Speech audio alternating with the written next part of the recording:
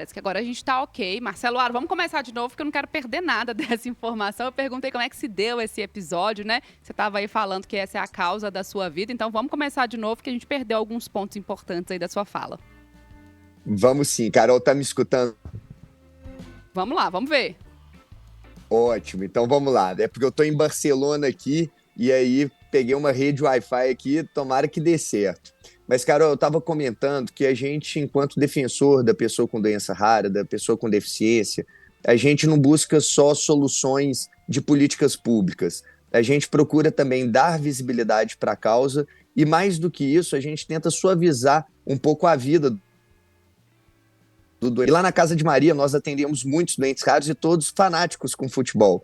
E aí nos veio a ideia de fazer o Raros em Campo, aproveitar a semana da doença rara, né? A gente comemora o Dia Internacional da Doença Rara, dia 29 de fevereiro, amanhã. E a gente quis aproveitar a semana dos doentes raros para fazer uma ação de visibilidade. Que para a gente visibilidade é vida, né? Quando você joga luz para essa causa, as pessoas falam como nós estamos aqui agora falando, as pessoas se preocupam, buscam saber um pouco mais do assunto e isso melhora a qualidade de vida dos doentes raros.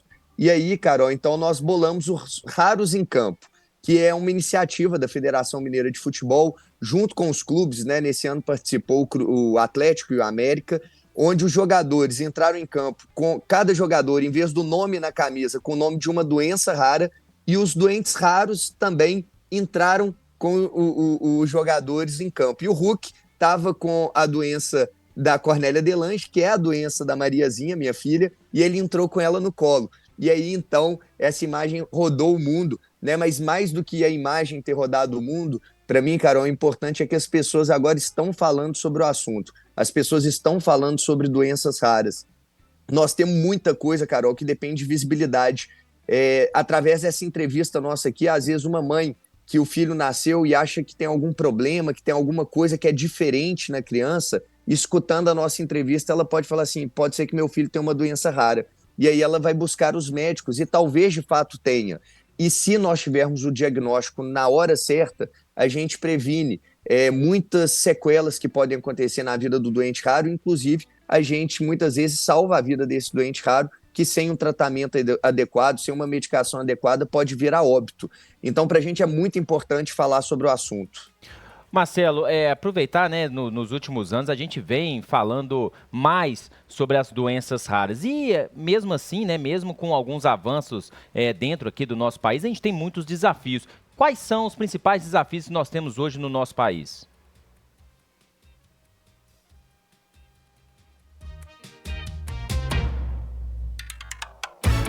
Não sei se o Marcelo não tá ouvindo a gente, não conseguiu. Você tá escutando a gente, Marcelo?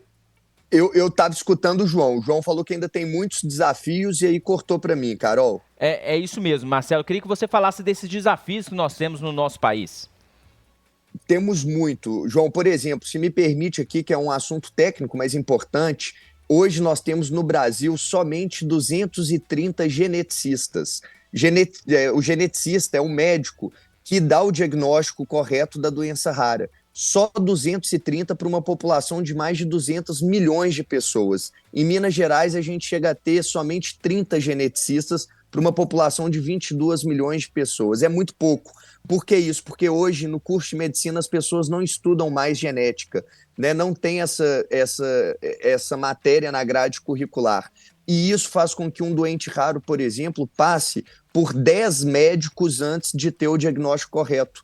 E muitas vezes o paciente morre antes de ter o diagnóstico, porque ele nem sabe o que ele tem. Se ele não sabe o que ele tem, como que ele vai tratar, como que ele vai cuidar, como que ele vai se prevenir, né? Então isso é uma realidade triste do nosso país. A primeira coisa que nós precisamos é da triagem, é saber que a pessoa tem aquela doença, é o diagnóstico. E é por isso que, por exemplo, nós agora no governo do estado, através da nossa pasta da Secretaria da Casa Civil, junto com a Saúde, nós estamos aumentando o teste do pezinho ampliado, que eu inclusive vi na central alguns dias atrás falar sobre o teste do pezinho ampliado, mas só para você ter ideia, João, aquele dia eu dei entrevista, deve ter o quê? Umas 2, 3 semanas que eu falei com vocês. Depois daquela nossa entrevista, dia 30 de janeiro, começou o teste do pezinho ampliado em Minas, nasceu uma bebê em Divinópolis, no dia 30 de janeiro, no dia que começou.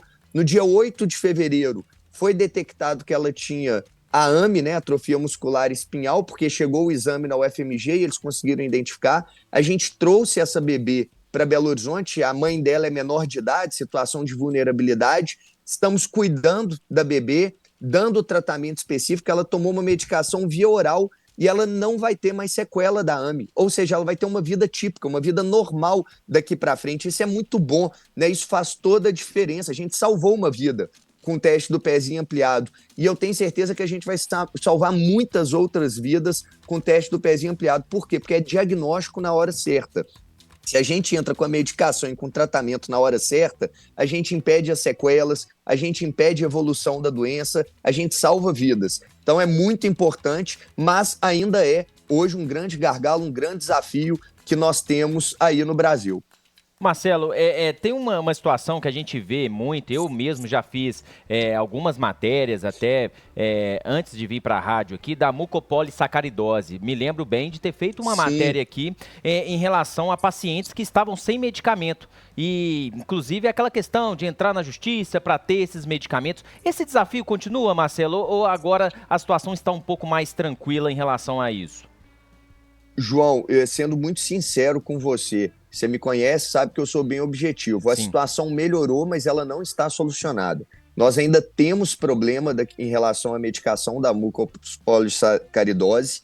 Infelizmente, nós temos no estado um processo moroso de compra de medicação através de licitação. Muitas vezes a empresa que perde, ela entra com recurso. Estamos ajustando a logística. Da parte do estado, a gente tem comprado toda a medicação, mas muitas vezes ocorre dessa distribuição com capilaridade não chegar através de algum paciente. Então, eu tenho divulgado, João, foi ótimo você ter falado sobre isso. Se tiver algum paciente multipolissacaridose que esteja passando por essa situação de falta de medicamento, eu peço que de imediato entre em contato comigo, pode ser através das minhas redes sociais, @MarceloAro, me manda lá, porque a gente tem mapeado o estado inteiro para não faltar medicação para esses pacientes, porque a gente sabe que a medicação, nesse caso, é vital. Se a pessoa não tomar a medicação, ela vem a óbito. Então, hoje é uma preocupação que nós temos e estamos trabalhando para solucionar em definitivo. Melhoramos muito, mas ainda temos, sim, João, muito o que melhorar. Aro, e como é que a gente, como sociedade, como um todo, a gente contribui, né? A gente está falando aí do Dia da Visibilidade, de falar sobre isso, dos desafios, de todas as políticas públicas. Como é que a sociedade, como um todo, ajuda nesse processo de melhoria?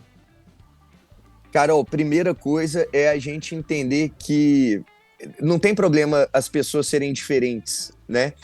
Eu, quando, você sabe, fui receber o diagnóstico da Mariazinha, a Tininha ainda estava grávida, o médico sugeriu que eu abortasse a Mariazinha, né? Você imagina isso? Ele sugeriu um aborto, por falta, sei lá de quê, de conhecimento, mas enfim, a Mariazinha hoje é um motivo da minha vida, né? Você imagina se eu não tivesse a Mariazinha aqui.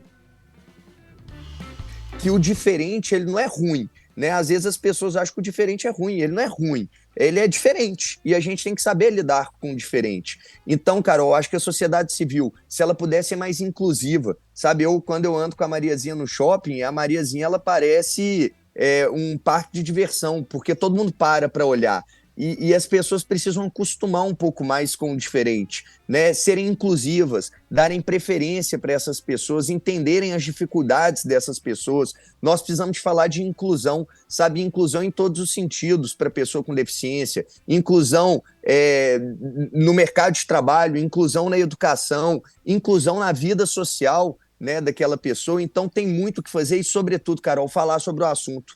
Hoje as pessoas acho que têm medo de falar, porque como o que acontece no Brasil, na minha opinião, ainda é uma chacina contra os doentes raros. Você imagina que 30% dos doentes raros no Brasil morrem antes dos 5 anos de idade. Morrem, Carol. E morrem por quê? Porque elas estão fadadas a morrer, porque elas têm um carimbo que elas têm que morrer antes dos 5 anos? Não, Carol. elas morrem porque falta política pública, porque falta tratamento, porque falta medicamento, né? As pessoas não falam sobre o assunto. Então, acho que quando a gente começa a falar sobre isso na mesa nossa de almoço de domingo na família, ou na mesa do bar com os nossos amigos, no nosso trabalho, a gente conscientiza as pessoas e entende que esse problema é um problema de todos nós, né? Nós não podemos simplesmente falar, não, aquela pessoa com doença rara nasceu naquela família, problema deles. Não, é um problema social. Hoje, Carol, 90% dos doentes raros, veja bem que eu estou falando, isso é um dado oficial, 90% dos doentes raros são criados por mães solteiras. Os pais saem de casa, abandonam a família, são mães solos. E aí a criança exige da mãe uma dedicação exclusiva, a mãe tem que largar o trabalho para ficar cuidando da filha. O que acontece? Problema social, ela não tem nem dinheiro para sobreviver. Então esse é um problema de toda a sociedade. Carol, se a sociedade fechar os olhos para essa realidade, é porque a gente faliu enquanto sociedade. E é por isso que eu bato muito nessa tecla. Eu agradeço a Deus por ter mandado a Mariazinha para minha vida, para minha casa. Hoje, se eu enxergo essa realidade, é porque a Mariazinha está lá, mas eu não posso só cuidar da Mariazinha e deixar o resto acontecer, né? Eu preciso agora, a partir da hora que eu entendo e compreendo a realidade de um doente raro, eu preciso trabalhar em quanto precisam. Então, quem está nos escutando hoje, se puder também debater sobre o assunto, discutir o assunto, já está nos ajudando muito. Jogue luz, jogue luz. Eu, Carol, não foi uma ou duas vezes que eu fui na Central 98, dei entrevista, e eu recebi mensagem, Carol, de pessoas falando assim, ô Marcelo, eu te escutei falar na 98, meu filho nasceu, ele já tem 1 ano, 2 anos, e ele é diferente. Será que meu filho tem doença rara? E aí, Carol, eu fui com um médico na casa de vários pacientes, eu já fiz várias vezes, e tinha uma doença rara que precisava de tratamento, que precisava de medicação, que precisava de cirurgia, e que se a gente não fosse naquele momento na casa da pessoa, aquela criança ia morrer. Então, assim, isso é muito sério. Eu costumo falar para os meus amigos, familiares, Carol, que hoje eu sou um colecionador de milagres, porque o tanto de vida que eu tenho visto sendo salva, né, de doentes raros, de familiares que têm doentes raros, é uma coisa assim sobrenatural. Eu poderia aqui passar o dia falando para vocês de situações que realmente, como eu contei aqui da bebê agora, de Divinópolis, né, que acabou de ser triada com a AME e foi salva. Então isso a gente tem todo dia, mas para a gente ter mais vidas salvas, nós precisamos falar. E a 98 FM, eu quero aqui agora de público, Carol, parabenizar você, o Paulo, o Lucas, todos da 98, porque vocês sempre falam do assunto, vocês sempre deixam a porta aberta, vocês incentivam essa discussão, e isso tem um valor fantástico. Podem ter certeza, Carol, que através desse espaço que vocês dão, muitas vidas estão sendo salvas. Então, meu muito obrigado, e eu falo aqui em nome da Mariazinha, em nome de todos os doentes raros do nosso estado,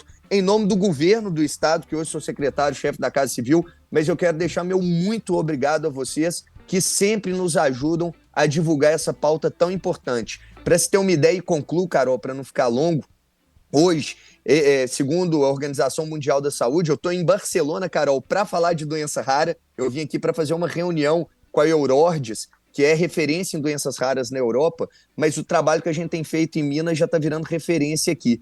Mas para se você ter uma ideia, Carol, segundo a Organização Mundial da Saúde, 6 a 7% da população hoje tem doença rara. No Brasil, a gente estima que tem doença rara, 13 milhões, 14 milhões de pessoas têm doenças raras, né? Mais ou menos 1,5 milhão de pessoas em Minas Gerais com doenças raras. Então é muita gente que tem doença rara, porque são de 6 a 8 mil doenças raras catalogadas na Organização Mundial da Saúde, e a gente precisa, sim, sempre falar sobre o assunto. Então, eu só tenho que agradecer esse espaço e falar. Quem quiser mais saber sobre o assunto, falar sobre o assunto, não deixa de entrar lá na minha rede social, porque minha rede social é para isso, viu, Carol? Minha rede social virou um lugar onde os doentes raros, os familiares se encontram. É @MarceloAro. Quem também quiser ver essa cena da Mariazinha, minha filha, com o Hulk. E, Carol, só para puxar a sardinha do meu lado, mas você viu por que eu falo que ela é meu anjinho? Você viu que doce de menina, carinhosa, fazendo carinho no Hulk ali? Eu fiquei feliz demais, Carol.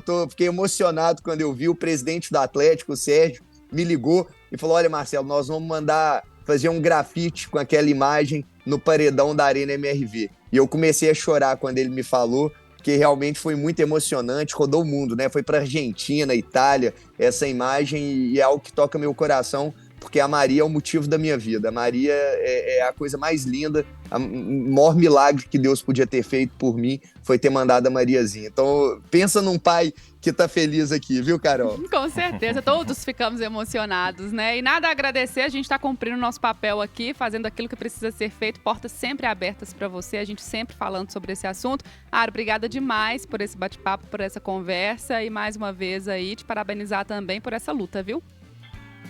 Obrigado, Carol. Eu esqueci de falar do João aí também, nosso amigo querido, que sempre defende também a bandeira. Eu falei do Paulo, falei do Lucas, você faltou o João, mas todos da 98. Eu sou fã da 98, meu carro fica lá 98 o tempo inteiro, mas obrigado mesmo, Carol. E repito, gente, vamos falar sobre o assunto, não tenha vergonha, não fique tímido, não tenha, sabe, fale sobre doença rara, procure saber, gente. Eu tenho certeza que você, no seu trabalho, no seu dia a dia, na sua vocação, você tem o que contribuir por essas pessoas. Quando puder, dar um pulinho lá na Casa de Maria, que é a primeira associação que acolhe os doentes raros em Minas Gerais, que fica em Belo Horizonte. Vai lá, conhece a Casa de Maria. Quem sabe você também pode se tornar um voluntário, um ajudante dessa causa. Valeu, gente. Obrigado. Um abraço aqui de Barcelona, viu? Valeu. Eu tô no porão de um restaurante. Quem tá me vendo aí, tá? Eu tô no porão do restaurante para falar com vocês. Valeu. Valeu demais. Tá aí, gente. Doenças raras, a gente falando sobre esse tema. Confere lá as imagens realmente emocionantes. Agora